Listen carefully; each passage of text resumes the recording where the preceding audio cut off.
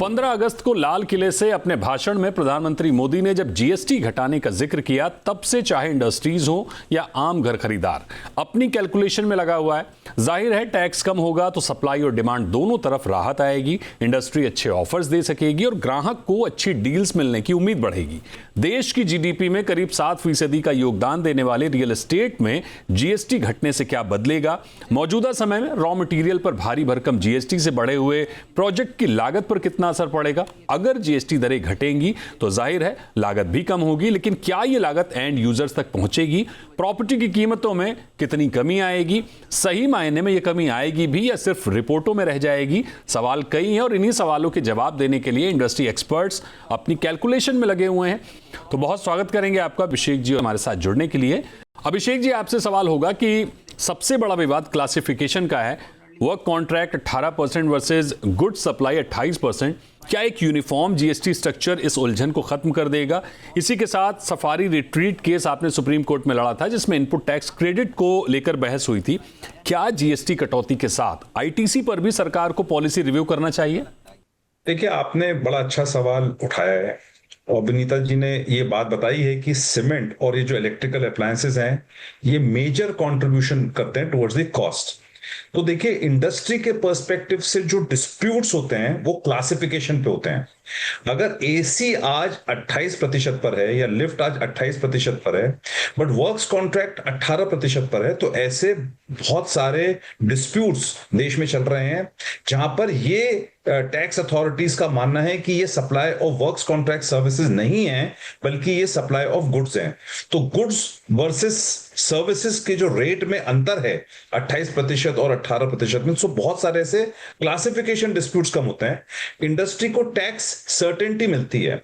सो वो बहुत इंपॉर्टेंट है कि इंडस्ट्री को ये टैक्स सर्टेनिटी मिले, क्योंकि जब तक इंडस्ट्री को टैक्स सर्टेनिटी मिलेगी नहीं, इंडस्ट्री आगे बेनिफिट पास ऑन कैसे कर पाएगा। फिर बात आती है कि जो लो इनकम ग्रुप होते हैं, वहां पर देखिए दो तरह की समस्या आती है और विनीता जी ने भी ये बात उठाई थी। पहली समस्या तो यह आती है कि जो वो टैक्स उन पे लगता है, जो 1% या 5% या रियल एस्टेट पे टैक्स लगता है, तो वो आईटीसी का वहां पर क्रेडिट नहीं मिलता। तो अगर सीमेंट पर आईटीसी 28% है, तो वो पूरा टैक्स कैस्केडिंग की तरफ बढ़ता है। अब अगर वही 28% से कम होके 18% होता है, तो इंडस्ट्री को बेनिफिट मिलेगा, और इंडस्ट्री को बेनिफिट मिलते ही जब टैक्स सर्टेनिटी होगी तो कंज्यूमर को बेनिफिट पास ऑन करेंगे। आज ये इंपॉर्टेंट है कि अगर ऐसे टैक्स चेंजेस होते हैं, ये जब ट्रांजिशन हुआ था सर्विस टैक्स से जीएसटी में, तो ऐसे बहुत सारे डिस्प्यूट्स हैं टैक्स क्लॉजेस को लेकर जो हम अन्य कोर्ट्स में लड़ रहे हैं। तो I think real estate sector को बेनिफिट अगर आप चाहते हैं कि पूरी तरह से मिले, तो ऐसे कॉन्ट्रैक्ट्स के टैक्स क्लॉजेस को लेकर क्या गवर्नमेंट की क्लैरिफिकेशन रहेगी, वो भी बहुत बड़ा इंपॉर्टेंट इश्यू रहेगा। देखिए, लास्ट चीज बताना चाहता हूं आपको कि आपने भी बताया था कि जो रियल एस्टेट का कंट्रीब्यूशन है वो 7.3% टू जीडीपी है, और जो टैक्स टू जीडीपी रेशियो है वो 11.7% है रियल एस्टेट का। सो 11.7% में से अबाउट 6.1% डायरेक्ट टैक्स का है और 5.6% इनडायरेक्ट टैक्स का है। तो अगर इसको क्यूमुलेटिव इफेक्ट देखा जाए तो रियल एस्टेट सेक्टर बहुत बड़ी मात्रा में टैक्स टू जीडीपी रेशियो में भी कंट्रीब्यूट करता है। तो ये बहुत ही अत्यंत आवश्यक है इस समय कि इस सेक्टर को बढ़ावा दिया जाए, क्योंकि अगर हमको यूएस के टैरिफ्स को आज उसके एक रोड ब्लॉक बनाना है, तो हमें डोमेस्टिक कंजम्पशन को बढ़ावा देना पड़ेगा। अभिषेक जी, अगर सरकार जीएसटी रेट 28 से 18% पर लाती है तो रेवेन्यू पर कितना असर पड़ेगा, और क्या ये लॉन्ग टर्म में मांग बढ़ने से टैक्स कलेक्शन में फायदा भी देगा? इसी के साथ क्या जीएसटी कम कर देना काफी है, जैसा कि रवि जी कह रहे हैं, विनीता जी कह रही हैं? कंज्यूमर को फायदा देने के लिए सीधे जीएसटी हटाना बेहतर विकल्प है, बजाय इसके कि वाया वाया जीएसटी कम हो। रियल एस्टेट सेक्टर एक बड़ा पेक्यूलियर सेक्टर है। यहां पर जो कलेक्शंस होती हैं वो सर्विस से कोरिलेट नहीं करा जा सकता। जो आईटीसीज होती हैं वो डिफरेंट समय पर आती हैं। लैंड का प्रोक्योरमेंट कॉस्ट पहले होता है, तो आईटीसी रेशियोज और कैलकुलेट करना बहुत बड़ी समस्या है। आज की डेट में अगर कोई भी टैक्स बेनिफिट कम होता है आउटपुट साइड पर या इनपुट पर, तो सबसे अत्यंत आवश्यक चीज ये है कि गवर्नमेंट एक ऐसी मेथोडोलॉजी बनाए रियल एस्टेट सेक्टर के लिए, जिससे ये क्लियरली पता चले कि बेनिफिट कैसे पास ऑन हो सकता है और कितना बेनिफिट पास ऑन करना है। देखिए, सीमेंट अगर 30% यूज होता है और बाकी जो मुख्य चीजें जो 28% पर जो कम होके लेट से 10% होती हैं, तो टोटल कॉस्ट अगर 40% है, उसमें 10% अगर मोटा मोटा कम होता है तो इफेक्टिव कॉस्ट जो डिडक्शन है वो 4% होती है टोटल प्रोजेक्ट कॉस्ट की। मगर क्या ये कोई मेथोडोलॉजी इसकी है? कंज्यूमर को बेनिफिट कैसे जाएगा, कितना जाएगा?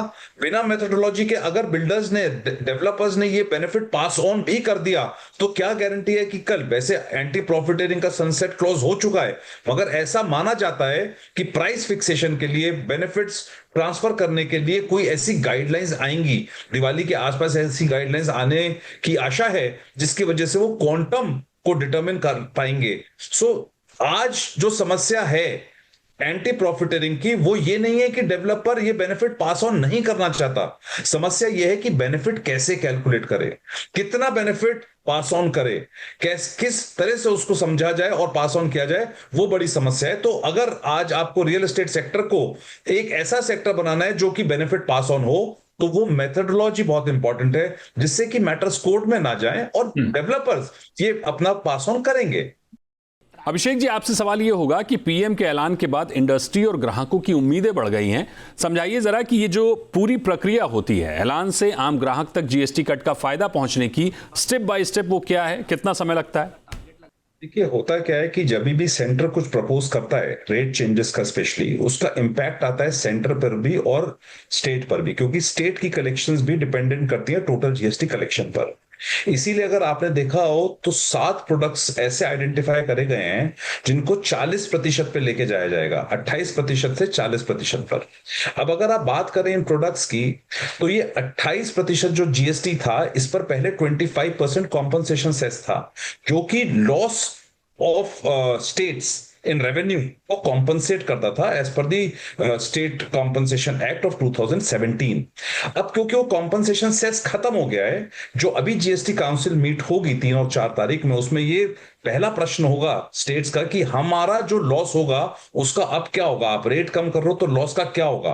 तो सेंटर अभी अरिथमेटिक कैलकुलेशन इस बात पर कर रहा है कि जो ये 7 प्रोडक्ट्स हैं, इन 7 प्रोडक्ट्स का टैक्स अब 28% से बढ़ा के 40% किया जाएगा। ये जो 40% टैक्स है, इस 40% टैक्स का पोर्शन जो स्टेट को जाएगा वो अबाउट 70% होगा, 50% नहीं। देखिए, सीजीएसटी 50% होता है और एसजीएसटी 50% होता है, मगर फाइनेंस कमीशन की रिपोर्ट से जो 41% सेंटर के भी टैक्सेस होते हैं वो भी स्टेट को जाते हैं। तो करीब 70% टैक्स जो इससे होता है एसजीएसटी प्लस सीजीएसटी से, वो स्टेट को जाता है। तो अरिथमेटिक ये चल रही है अभी कि स्टेट्स को ये बताया जाएगा कि इन 7 प्रोडक्ट से तुम्हारा रेवेन्यू कितना बढ़ेगा, क्योंकि इन 7 प्रोडक्ट से करीब 40% रेवेन्यू बढ़ेगा कंपैरेटिवली जो ओल्ड कलेक्शन होता था। तो पहली चीज तो ये है। अब दूसरी बात ये आती है कि अगर जो सेंटर है उसका जो रेवेन्यू कलेक्शन है वो कम होगा, तो वो कैसे होगा।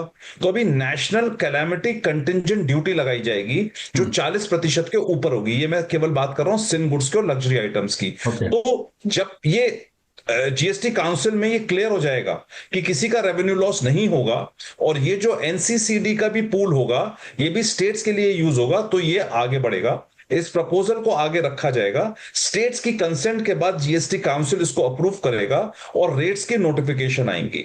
रेट्स की नोटिफिकेशन आने के बाद उसमें एक डेट डिटरमिन करी जाएगी, जो जैसा लगता माना जाता है कि दिवाली से कुछ दिन पहले की ऐसी नोटिफिकेशंस की डेट आएगी, क्योंकि ये आवश्यक है कि जो दिवाली से रिलेटेड चीजें हैं उन पर रेट दिवाली से पहले कम हो जाए।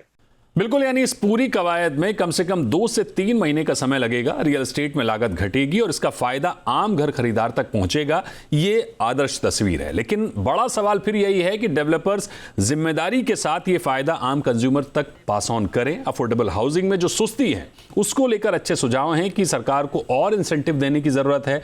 घर खरीदारों को सीधे जीएसटी का लाभ मिले, बजाय इसके कि डेवलपर्स के भरोसे रहें। फाइनली लागत घटेगी तो घरों की कीमतों पर असर पड़ेगा ही पड़ेगा। हालांकि ये बात ऑन ग्राउंड होने में 2 से 3 महीने का समय लगेगा। अभिषेक जी, आपका बहुत शुक्रिया हमारे साथ जुड़ने के लिए।